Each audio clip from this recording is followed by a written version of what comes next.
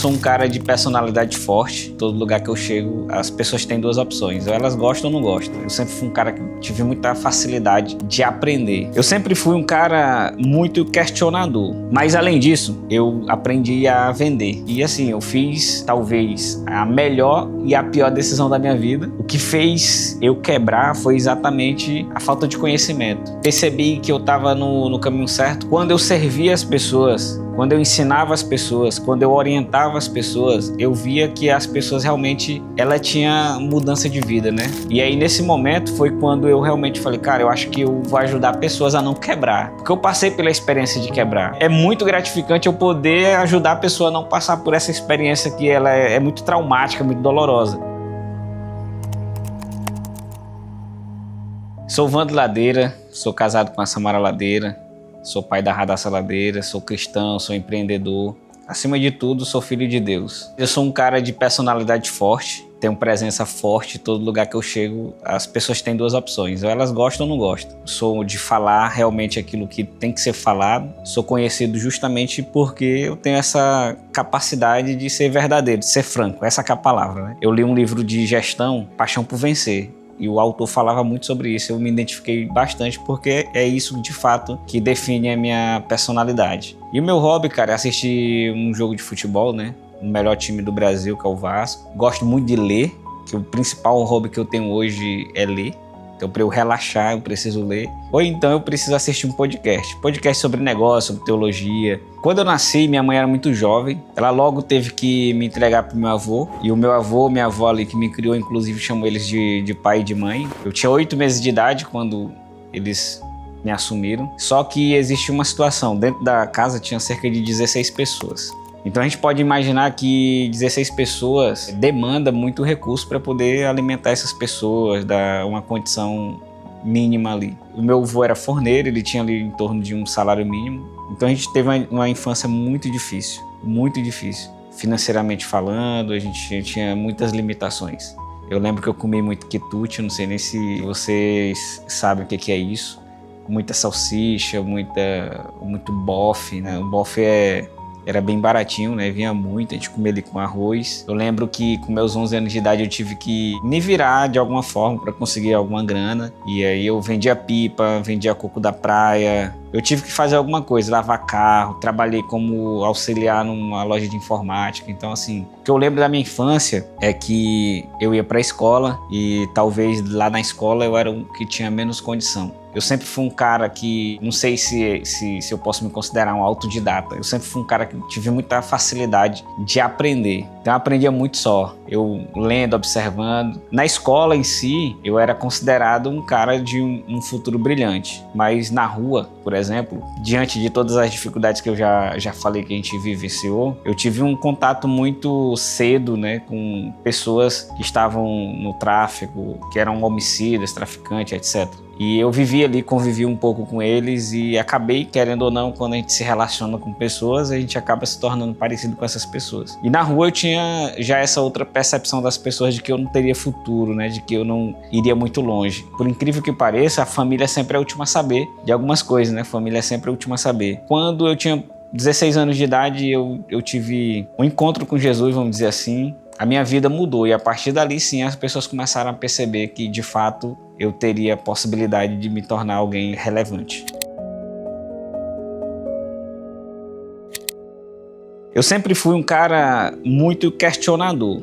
Naturalmente um empreendedor é questionador, ele questiona e cria soluções. Eu lembro que quando eu tinha por volta de 11 anos, os meus colegas iam brincar de pipa, aí tinha um corta. E aí eu via aquela galera correndo atrás. Eu falei, cara, se isso é tão interessante ao ponto das pessoas correr atrás, então isso que eu posso fazer para vender. Mas eu não sabia fazer, então o que eu fiz? Conheci um rapaz, o apelido dele na verdade, Catitu. Eu pedi para ele me deixar ver ele fazendo ali as pipas para eu aprender. Eu aprendi, vi quais os materiais, vi onde que buscava as talas, e aí eu comecei a fazer isso e vender para os meus amigos, no comércio. Então essa foi a minha primeira experiência assim, empreendedora. Também buscando recursos, eu lavei carro, buscando recursos também, vendi coco da praia. Então eu sempre fui muito assim, inquieto. E quando eu me converti com 16 anos de idade, eu recebi uma oportunidade de trabalhar numa ótica, entendeu? E ali na ótica eu aprendi uma profissão. Eu sempre gosto de brincar, né? Se tudo der errado hoje na minha vida, eu ainda tenho como voltar, né, a trabalhar com aquilo que eu de fato aprendi como profissão, que é ser um montador de óculos e um sulfassagista. Essa profissão hoje, eu não sei se é a realidade do Brasil, né, mas na cidade que eu moro, que é Imperatriz do Maranhão, um montador de óculos, um sulfassagista, ele ganha em torno de 3 salários mínimos. Imagina, naquela época, eu entrei com 16 anos, fiquei ali na mesma ótica até 18, quando eu completei 18, aí eu mudei para um laboratório e desse laboratório eu fui para o maior laboratório do estado do Maranhão. E eu já ganhava ali cerca de 3 salários mínimos. Ou seja, eu era a pessoa mais rica da minha família. Aí você vê o tanto que a gente tinha dificuldades financeiras. Mas além disso, eu aprendi a vender. Que eu acho que o empreendedorismo, ele precisa disso, né? O empreendedor, ele precisa, a primeira coisa é gerar receita. Se ele não souber gerar receita, ele não é um empreendedor realmente validado. Então, o primeiro ponto é gerar receita. Todo mundo que me pergunta, Wander, o que eu preciso para empreender? Aprende a vender. Quando você aprende a vender, aí sim a tua vida empreendedora começa. Então eu de fato comecei a aprender a vender e aí eu ganhava cerca de 3 salários mínimos ali como sulfassagista, montador, e comecei a ganhar dinheiro vendendo óculos. Eu conheci uma pessoa que era dona de uma distribuidora de armações e aí eu fiz uma amizade, ela acabou me dando oportunidades ali. Ela me passava uma armação por um valor abaixo, eu vendia por um valor maior e também ela usava o CNPJ dela, e eu sou até grato porque foi uma oportunidade que eu tive. Ela usava o CNPJ dela para comprar uma lente, para comprar a lente que o meu cliente precisava no laboratório e me entregava. E aí eu comecei a vender e aí eu comecei a gostar disso. Em 2014, cara, eu já ganhava 3 salários mínimos e já ganhava mais de 3, 4 salários mínimos vendendo óculos. Então assim, para mim, naquela realidade financeira já era uma conquista absurda. E aí eu cheguei e falei, cara, eu vou abrir uma ótica para mim, porque eu comecei a fazer amizades com os representantes comerciais. Os representantes comerciais chegavam e eu já comecei a fazer amizade com eles, a conversar, fazer perguntas. E aí eu via por quanto que eles vendiam aquela armação para a ótica e via quanto que a ótica vendia para o cliente final. Eu falei, cara, esse negócio aqui é bom. E aí eu decidi abrir a ótica, né? Eu abri essa ótica e assim, eu fiz talvez a melhor e a pior decisão da minha vida, né? A melhor decisão porque eu aprendi muito, né, com essa experiência. A pior foi porque eu, infelizmente, em julho de 2014, eu abro esse negócio e quando foi em dezembro de 2015, a gente vivenciou uma crise muito grande no Brasil, mas não foi por causa da crise que eu quebrei. Eu sempre digo para todo mundo que o que fez eu quebrar foi exatamente a falta de conhecimento, que eu não entendia de gestão, não sabia como gerenciar pessoas, não sabia como gerenciar finanças, não sabia como gerenciar vendas. Ou seja, eu não entendia nada de gestão, eu só sabia vender, mas saber vender é diferente de saber fazer gestão. Porque eu fiquei me questionando, cara, nós estamos aqui vivendo uma crise econômica, é um fato, a gente não pode mudar fato. Só que nesse mesmo cenário econômico tem empresas crescendo, tem empresas vendendo, tem empresas alavancando, tem empresas escalando, mas tem outras quebrando, que no caso era a minha também que estava nesse meio aí quebrando. Então a diferença não está no ambiente econômico, está em quem está dirigindo aquela empresa, em quem está gerenciando aquilo. E aí eu fiz esses questionamentos, né, e eu entendi que o problema era o gestor e não a economia. Então, no final de dezembro ali de 2015, mais ou menos, eu decidi fechar a empresa, porque eu vi que quanto mais o tempo ficasse aberta, mais dívida eu ia acumular. E aí eu decidi chamar minha que hoje é esposa, mas na época era noiva, e falar para ela que eu ia fechar. Ali foi um momento assim bastante desafiador, porque a gente se sente impotente. Não sei se você já teve a experiência de sonhar e de repente ver esse sonho desmoronar. Foi o que eu vivenciei naquele momento. Cheguei para ela, disse que ia fechar, ela começou a chorar, eu não sabia o que fazer, e eu só lembro que eu estava com o casamento marcado para o dia 3 de abril de 2016. E eu falei para ela qual foi a proposta que eu fiz. Nós vamos ter que adiar o casamento, porque nós temos agora muita dívida, um futuro incerto, né? Porque eu não sabia o que ia vir a partir dali. E ela bateu o pé. Eu sempre digo que ou ela é doida ou ela me ama demais, porque ela bateu o pé dizendo, nós vamos casar. Cara, e é incrível que a gente casou, nosso casamento foi muito lindo. Quando a gente casou, eu estava desempregado, cheio de dívida. O que foi que aconteceu? A minha esposa era professora de balé na época, e com esse salário de professora de balé a gente foi se virando ali nos anos iniciais. E aqui que está o fato de a gente entender família, né? Por que eu sempre, nas minhas palestras, nas minhas conversas, nas redes sociais, eu sempre defendo que é Deus, família e trabalho. Porque Deus, ele precisa dar força para que a gente possa realmente dar a volta por cima, ser resiliente, mas a família, ela te dá esse suporte para que você possa alavancar. E a minha esposa, ela foi muito fundamental nisso. Apesar de que em dezembro de 2015 a gente era noivo ainda, mas 3 meses depois a gente casou e a gente viu tanto que a gente, junto, a gente conseguiu evoluir.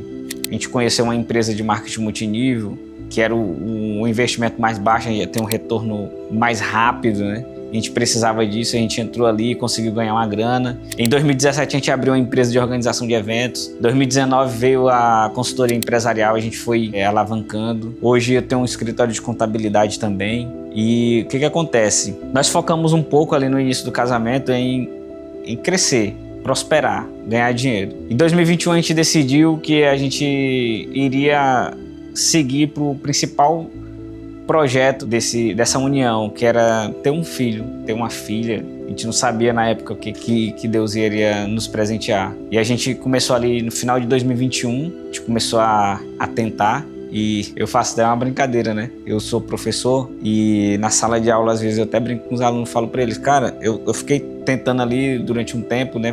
Fazer filho e nada, não acontecia. E a gente decidiu saber se eu era gouro, né? Porque eu fiquei assim, cara, como é que pode? E aí a gente descobriu, quando a gente começou a fazer um acompanhamento, que a minha esposa tinha uma síndrome de ovário policístico. Quem é mulher e quem sofre disso sabe que não é um impeditivo. Se não deixa a pessoa infértil, mas dificulta o processo, né, de gestação e tal. Então o que a gente precisa compreender com isso, né? Que às vezes aparecem esses desafios. 2023 veio uma notícia boa e ao mesmo tempo uma notícia ruim. A gente estava na academia, né, que foi depois que a gente fez o tratamento. Em fevereiro de 2023 a gente estava na academia, minha esposa começou a sentir uma dor forte, me chamou e disse que estava sentindo uma dor intensa aqui na região abaixo da barriga, começou a ter cãibra nos dedos, uma dor intensa, muito forte. A gente teve que ir para o hospital. Quando a gente chegou no hospital, a gente descobriu que ela estava grávida, né? Fez um teste de gravidez e automaticamente a gente descobriu que se tratava de uma gravidez ectópica. Então, para quem não sabe o que é uma gravidez ectópica, é uma gravidez que o feto é gerado fora do útero. Qualquer lugar do corpo que não seja o lugar ideal, que é o útero. No caso da minha esposa, foi uma gravidez ectópica tubária. No caso, o feto se instalou nas trompas. E se tornou uma gravidez ectópica tubária rota, porque a trompa rompeu antes da gente chegar no bloco cirúrgico, porque uma situação dessa tem que fazer a cirurgia. E aí minha esposa chegou no bloco cirúrgico já com hemorragia interna e fez a cirurgia às pressas. 6 horas depois da cirurgia ela teve uma complicação, que foi um edema agudo de pulmão, precisou ser entubada, foi levada urgente para UTI. Foram 7 dias ali na UTI por causa de uma gravidez, uma coisa que a gente sonhou tanto, a gente pediu tanto, se dedicou tanto, gastou dinheiro para poder isso acontecer, né? Investiu um dinheiro para isso acontecer. E de repente a gente se encontra numa situação daquela. Foram 7 dias que parecia 7 anos. Parece que o tempo demorou demais passar. E a gente teve que passar 1 ano sem poder tentar ter filhos. Depois de 1 ano, a gente, por orientação médica, a gente voltou a tentar novamente. E em agosto de 2024 a gente recebeu a notícia que, por incrível que pareça, eu estava trabalhando, comecei a sentir enjoo, eu não tinha sentido nada antes, foi de repente. E aí eu cheguei em casa e falei para minha esposa, né? Falei, faz o teste que tu tá grávida. Tava com convicção mesmo, falei, pode fazer o teste que tu tá grávida. Ela, não vou fazer mais não, porque a gente já tinha feito vários, né? Quem é tentante sabe que a gente faz vários testes, toda situaçãozinha a gente faz um teste para saber. E aí eu falei para ela, pode fazer o teste que tá grávida.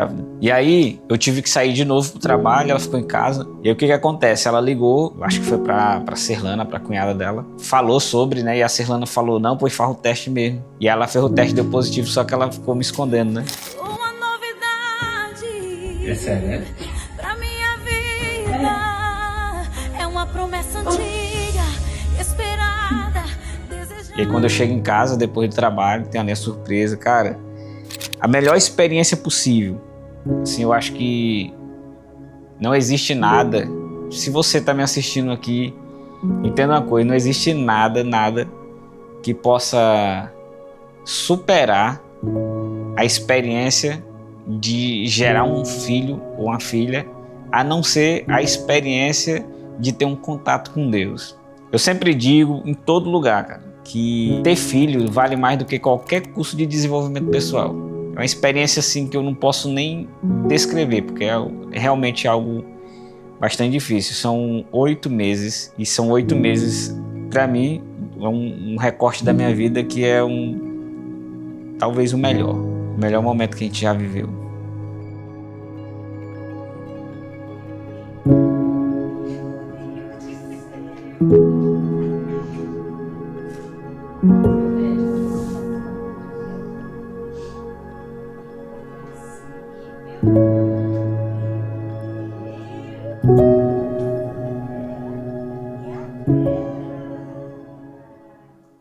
Cara, quando eu quebrei, eu entendi e fiz o raciocínio de que o problema não seria a economia, o problema era eu, que eu não tinha conhecimento. O que eu fiz? Inicialmente, eu já entrei para uma faculdade de administração, fui estudar administração porque era o que eu gostava, era o que eu queria, era o que eu me identificava. Muitas pessoas falam assim, cara, quem não conseguiu outra coisa, faz administração, e eu, ao contrário. A administração ela me escolheu porque realmente eu sempre gostei de negócio. Lá com 11 anos de idade já vendia pipa, entendeu? Então, assim, o negócio já estava aqui, na veia. Eu não lembro de ter um parente, alguém, empreendedor, empresário ali para eu poder me inspirar nisso, mas eu sempre já tive essa pegada. Então eu fui estudar, cara, porque se eu não sabia, se eu não tinha conhecimento, eu precisava ter a humildade de entender que eu precisava estudar. Então fui estudar. Hoje, para vocês entenderem, eu sou administrador, sou contador, sou especialista em direito empresarial. E o que acontece? Ali, ainda quando eu estava na faculdade de administração, a minha esposa, que ela sempre gostou de organizar evento para os amigos da igreja, família, ela decidiu que ia ser cerimonialista. Ela fez um curso, né, de organização de eventos, falou para mim, olha, eu quero ser cerimonialista. E ali nasceu a SL Cerimonial, que é a nossa empresa hoje de organização de eventos. A gente faz organização de casamento, de aniversário em geral, de aniversário infantil, de 15 anos, de inauguração de empresa, de todos os tipos de evento executivo a gente realiza. E de 2017 para cá a gente tem crescido aqui na nossa região, porque é um negócio que, querendo ou não, que é local, não tem como a gente ter uma escala muito grande, mas aqui na nossa região a gente tem um reconhecimento não só dos clientes, mas a gente tem um reconhecimento também do mercado, né? O mercado entende o nosso valor, a nossa participação ali. E depois surgiu empresa de consultoria empresarial. Por que a consultoria empresarial surgiu? Porque eu percebo que no mesmo problema que aconteceu comigo, a mesma situação que eu vivi, muitos empresários no Brasil estavam vivendo. E de onde foi que eu tirei isso? Da estatística que a cada 10 empresas que abrem, 6 fecham até 5 anos de existência. Então, um índice de mortalidade absurdo. Então, pegando a experiência que eu tive de abrir um negócio, quebrar, pegando o conhecimento que eu estava adquirindo e pegando a experiência que eu tive ali no planejamento, no surgimento dessa nova empresa que a gente teve, eu decidi me lançar no mercado e graças a Deus deu muito certo. Assim, no início a gente precisa conquistar confiança, credibilidade, o mercado precisa nos aceitar. E depois veio o escritório de contabilidade. Hoje a gente já tem bastante pessoas que conhecem o nosso trabalho, né? O nosso trabalho se espalhou no Brasil devido a uma coisa importantíssima: rede social. Antigamente a gente era limitado à nossa cidade, mas a internet ela chegou com esse poder que é incrível de fazer com que a gente rompa com os limites, alcance pessoas que a gente não imaginava alcançar.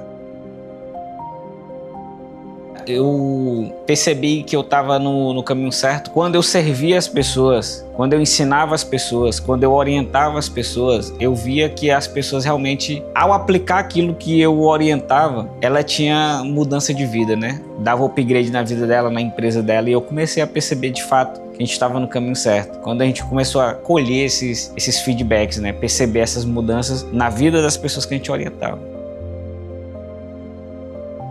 Assim que eu quebrei, além de eu entrar na faculdade, eu comecei também a acompanhar algumas pessoas através de redes sociais. Na época ainda, em 2014, o Facebook ainda era muito usado, então eu conheci geração de valor no Facebook, para você ter noção. Só que também eu conheci outro cara, que é o Thiago Brunet. No início assim que eu quebrei, ele foi muito importante em um ponto. Não lembro de muita coisa que ele falou, mas uma coisa ficou muito marcada, que ele falou assim: no lugar que você foi ferido, ou a ferida que você tem, alguma coisa do tipo, aquilo que te feriu vai ser aquilo que Deus vai usar para você curar outras pessoas. E aí nesse momento foi quando eu realmente falei, cara, eu acho que eu vou ajudar pessoas a não quebrar. Porque eu passei pela experiência de quebrar. Eu sei que tem pessoas que só vão aprender quando passar pela experiência de quebrar, mas é muito gratificante eu poder ajudar a pessoa a não passar por essa experiência que ela é muito traumática, muito dolorosa. Então eu peguei aquela fala e eu falei, cara, eu vou ter que fazer isso mesmo. E aí eu comecei a ajudar pessoas, falar para pessoas que estavam iniciando, né? Hoje eu falo com empresários que faturam 5 milhões, mas eu comecei falando com pessoas que não tinham nem começado a faturar ainda. E aí, à medida que a gente vai dando algumas ideias, né? Uma empresária lá do Tocantins, eu dei uma ideia para ela, ela aumentou o faturamento dela semanal, em mais de 6 mil reais. A gente fala assim, cara, é pouco dinheiro. Para uma hamburgueria, aumentar um faturamento semanal em 6 mil reais, que isso equivale a 24 mil reais durante um mês, por causa de uma orientação, tem noção? Então essas coisas foram alimentando essa vontade de continuar ajudando pessoas. E hoje, cara, eu vejo hoje, nas empresas que eu vou fazer consultoria, que eu faço diagnóstico, vejo ponto de melhoria. Por que eu falo ponto de melhoria? Porque eu sempre digo que o empresário, ele já tem uma experiência muito boa, ele já chegou no lugar que chegou, então a gente não pode desprezar, a gente não pode se desfazer desse conhecimento. Então eu sempre digo que é ponto de melhoria, porque o cara já faturou o que ele faturou, já chegou onde ele chegou, eu preciso valorizar esse conhecimento dele. E eu aponto para ele o ponto de melhoria e ele entende que esse ponto realmente merece uma atenção e a gente junto ali consegue executar e o resultado aparece, meu irmão, é muito satisfatório. E assim, eu também ajudo pessoas através de mentorias, porque mentoria e consultoria são coisas diferentes, né? Na consultoria já é uma consultoria, vem mais de consulta, né? O empresário faz o questionamento, a gente faz ali um diagnóstico, aponta os pontos de melhoria, executa junto. A mentoria tem mais aquela pegada de passar a mentalidade, passar a visão, entendeu? Detalhes que pode fazer a empresa do cara alavancar mais rápido. A gente tem feito também isso no Brasil e a gente também tem visto a mudança, né? Principalmente da mentalidade. Só para ter noção, fiz um exemplo específico aqui. Fiz uma mentoria com a moça empreendedora, né, por volta dos seus 20 anos de idade. E, cara, eu só ajustei a mentalidade dela sobre vendas. Ela era tímida, ela tinha vergonha de aparecer nas redes sociais. Eu só ajustei isso, cara. E ela subiu o faturamento assim de forma absurda. Precisou de mais nada. Ela já tinha uma coisa que todo empreendedor deve ter, muita vontade de trabalhar e muita vontade de mudar de vida. Só que ela barrava na vergonha de aparecer, na vergonha de oferecer o produto, na vergonha de vender. E aí eu cheguei para ela e falei assim, por que tu tem vergonha? Não, porque eu fico com medo daquilo que as pessoas vão falar. Eu falei, quantas dessas pessoas que você tem medo da crítica já pagou algum boleto teu? Ah, nenhum. Então, vergonha não paga boleto, vai pra cima. Nós temos que fazer aquilo que tem que ser feito na condição que a gente tem, até que a gente adquira condições melhores para fazer de uma forma melhor. Muitas pessoas se amarram, cara, que eu vejo muitas pessoas se amarrando porque elas acham que não tem a condição ideal para elas fazerem e por isso não fazem. E eu já penso diferente. Eu vou fazer porque eu não tenho a condição ideal que eu imagino que eu deveria ter para poder eu ter essa condição. E isso me desbloqueou. E é o que eu tento passar para as pessoas, para elas também ter esse desbloqueio nesse sentido de ficar esperando as coisas ficar perfeitas, elas nunca vão ficar. A gente precisa fazer elas ficarem perfeitas. Ou seja, a gente precisa realmente fazer nas condições que a gente tem. E eu tenho um lema de vida que é muito assim: comece pequeno, pense grande e haja rápido. Então, o que muitas pessoas estão fazendo? Pensam grande, mas quer começar grande. E quem começa grande é filhote de baleia. Nós temos que entender que nós precisamos começar no ponto que a gente está, para a gente poder chegar lá no ponto que a gente quer. Se você vai gravar seu vídeo, o primeiro vídeo vai ser uma porcaria, como o meu foi. Se você vai abrir uma empresa, pode ser que você quebre na primeira empresa como eu quebrei. Então comece pequeno, pense grande, porque pensar grande e pensar pequeno dá o mesmo trabalho. Então se dá o mesmo trabalho pensar grande ou pensar pequeno, então a gente precisa pensar grande. E quando eu falo pensar grande, é sonhar grande, você tem que se imaginar grande. E agir rápido, por quê? Porque se você não fizer, outro vai fazer. Quantas pessoas já falaram, meu Deus, eu pensei nisso e não fiz. O que faz o mundo acontecer, o que faz o sucesso acontecer, não é pensar, é fazer. Tem muita gente que pensa e tem poucas pessoas que fazem. É por isso que o mundo tem poucas pessoas de sucesso e muitas pessoas medianas ou fracassadas. Então, grave isso daí. Comece pequeno, pense grande e haja rápido. E grave essa outra parte aqui. Feito é melhor do que perfeito. Esquece a perfeição, vai fazendo. Eu aprendi uma coisa com minha avó e ensino isso para muitas pessoas. A carrada de abóbora ou de melancia, o que você quer colocar aqui como analogia, ela vai se ajustando à medida que o caminho vai avançando. Então se você enche um caminhão de abóbora, eles não vão ficar tão encaixadinhas, mas à medida que o caminhão vai avançando, elas vão se encaixando. E assim é a nossa vida. Nós vamos fazendo, nós vamos nos aperfeiçoando e quando a gente menos espera, aquilo que a gente deseja acontece, mas só vai acontecer se você der o primeiro passo. A caminhada pode ser distante. Se você der o primeiro passo, a tendência de você dar o segundo passo é maior. Agora, se você não der o primeiro passo, você nunca vai se aproximar do seu objetivo.